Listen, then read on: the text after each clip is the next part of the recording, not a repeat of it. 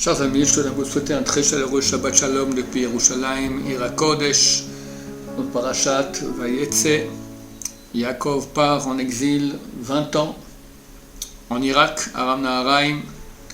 Les sages d'Israël ont dit que c'était par rapport à l'exil du peuple d'Israël qui aura dans le futur.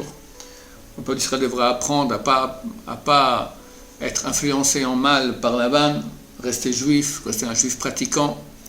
C'est pour ça que Yaakov, avant d'arriver chez Lavan, il va aller 14 ans dans les Yeshiva de Shem Ve'ever pour se renforcer encore, arriver à être parfaitement droit, bien qu'il fréquentera l'homme le plus tordu qu'ait connu le monde. Les commentateurs disent qu'il y a un seul homme dans l'histoire qui a voulu tuer ses enfants et petits-enfants, c'était Lavan. Quand il poursuit, après les 20 ans, quand Yaakov s'enfuit, il les poursuit pour les tuer. Et si c'était Dieu qui était venu en rêve et lui a averti de ne pas leur faire du mal, il aurait tué tout le monde. Ce sont ses deux filles et ses petits-enfants. Tellement cet homme est mauvais et malhonnête.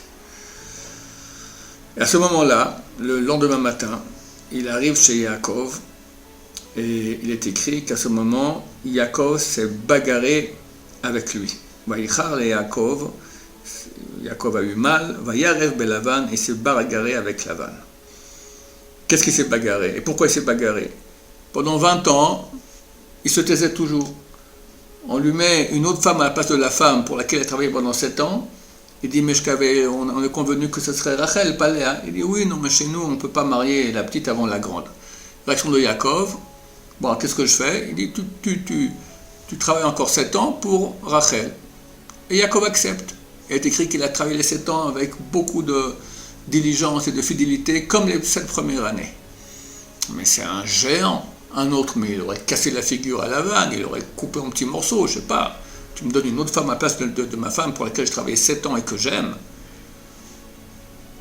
Eh bien, Yaakov s'est tellement renforcé. Quand il est arrivé chez Lavan, il avait déjà 77 ans.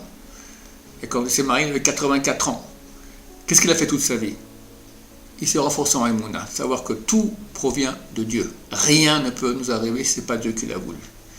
Et là, chers amis, chacun de nous dans sa vie, il a des problèmes par-ci, par-là, etc. S'il comprend que tout provient de Dieu, ben, il aura la même réaction que Yaakov. Il dira, ok, c'est bon, la vie continue.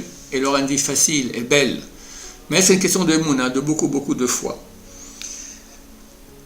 Lorsque ce matin, Lavan arrive, il ne vient pas tout seul, Lavan, il vient avec toute la tribu. Là, pourquoi Yaakov se bagarre? Parce qu'il y a eu Chilul Hashem, profanation du nom de Dieu.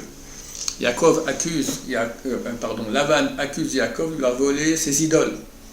Et toute la population, toute la tribu crie « Voleur, Yaakov est un voleur, Yaakov est un voleur ».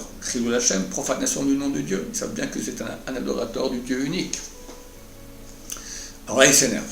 Il se bagarre avec Lavan. Quoi il se bagarre? Alors c'est phénoménal. Il lui dit « Qu'est-ce que j'ai péché que tu me poursuis comme ça ?»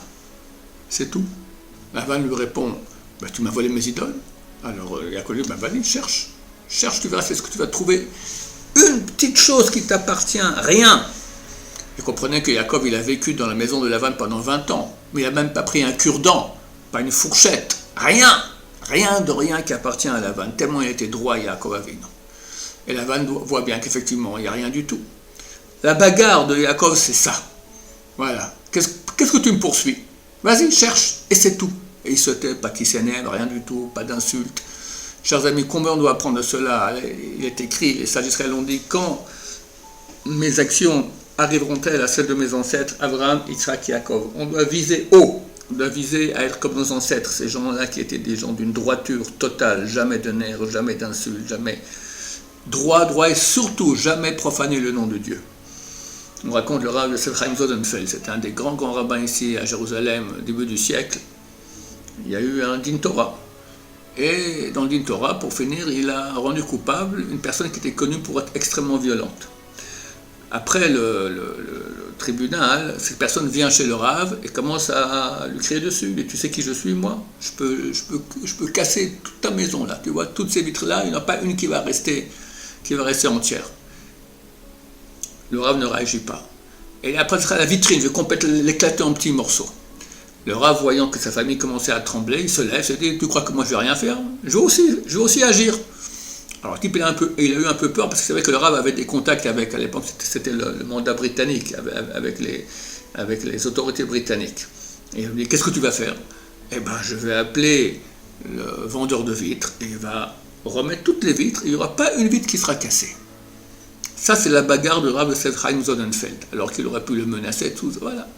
On doit apprendre à être calme, on doit apprendre à être droit, on doit apprendre à jamais s'énerver, être bon avec son prochain, comme notre ancêtre Yaakov Avinu. Je vous souhaite tous un Shabbat Shalom, plein de bonheur, plein de droiture, plein de patience, plein de présence divine dans vos couples, dans vos maisons. Amen, Amen, Shabbat Shalom, on vous voit.